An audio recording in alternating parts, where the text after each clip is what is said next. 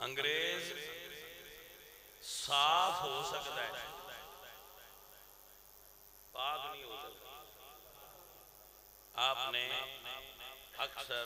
Government دیاں بلڈنگاں دے ایک پڑھیا ہوئے گا جملہ، صفائی نصف ایمان ہے،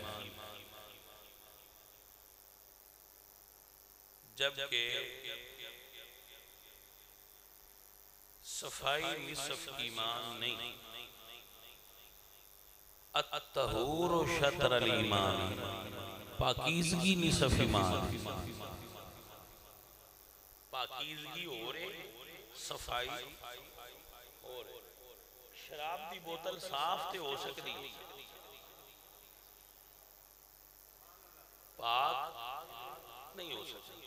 کیونکہ صفائی نظافت ہے اور بری چیز نہیں ہے، اچھی ہے، اگر چونکہ ایک چیز ہی اور ہے تو آپ صفائی نصف ایمان نہیں کہہ سکتے، پاکیزگی نصف ایمان کہہ سکتے، کیونکہ حضور نے جو لفظ حضور کی طرف نسبت دے رہے ہیں جنہوں وہ لفظ نے الطہور شطر الایمان، تو نظافت صاف، طہارت پاک، وضو طہارت دے باب غسل طہارت دے باب، لیکن اس دا تعلق انسان دی ظاہری پاکی نال ہے، تزکیہ ظاہری پاکی نو نہیں کہندے۔ اللہ فرماتے ہیں قد افلح من تزکا، وضو کرناڑا بہت اعلیٰ ہے لیکن اس درجے تے نہیں جس درجے تے تزکیے والا ہے۔ وضو انسان دے ظاہر نو پاک کرتا ہے، تزکیہ انسان دے اندر نو پاک کرتا ہے۔ اور جو اس آیت میں لفظ ہے وہ ہے یتلو علیہم آیاتہ ویزکیہم، قرآن کی آیات پڑھنے سے انسان کا باطن ستھرا ہوتا ہے۔ بیٹا جی صفائی اندر دی ہوئی، وہ کسے بابے آگیا نا بھائی بارو مال مال دھو دیئے، اندروں بھی مال دھو، بار دا دھوتا کی کرے جے اندروں صاف نہ ہو۔ اس پورے جسم نو دھومن نالو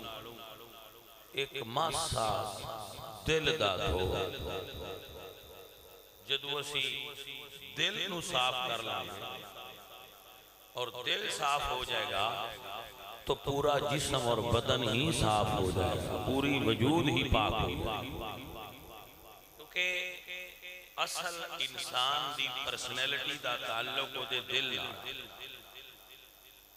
باطنی شخصیت جدوں ظاہر ہوتی ہے نا وہ دے افعال اور کردار اور کریکٹر بھی اس وقت اس دی اندر دے نور دا ظہور وہ دے چہرے دے ہوئے۔ آپ نے انگریز چٹے ویکھے ہو سنے، نور آلے نہیں ویکھے ہونے، بلال کاڑا ہوئے گا پر نور واڑا ہوئے گا، کیونکہ اصل نور انسان دے اندر موجود نیکی دا ہوں، وہ دی اچھی سوچ ایک نور ہے، وہ دی پازیٹیو تھنکنگ ایک نور ہے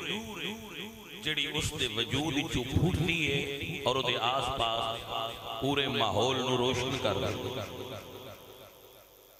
انسان دی اصل شخصیت وہ نہیں جڑی اتو دیستی، انسان دی اصل شخصیت وہ ہے جڑی وہ دے اندر ہے۔